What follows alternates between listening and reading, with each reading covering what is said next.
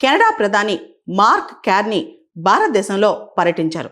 మనకు తెలుసు 2 సంవత్సరాల నుంచి కూడా భారత్ కెనడా సంబంధాల్లో ఖలిస్తాన్ అంశం రేగుతోంది. ఎప్పుడైతే మార్క్ కార్నీ కెనడా ప్రధాని అయ్యారో ఆ తర్వాత భారత్ కెనడా సంబంధాలు ఇంప్రూవ్ అవుతున్నాయి. అదే సందర్భంగా మార్క్ కార్నీ భారతదేశానికి రావడం అనేది ఇప్పుడు కొత్త విశేషం అన్నమాట. భారత్ కెనడా దేశాల మధ్య దౌత్య ఆర్థిక సంబంధాల్లో మార్క్ కార్నీ విజిట్ అనేది ఒక రిమార్కబుల్ పాయింట్ అని చెప్పొచ్చు. గత వారం ఆయన భారతదేశానికి వచ్చారు.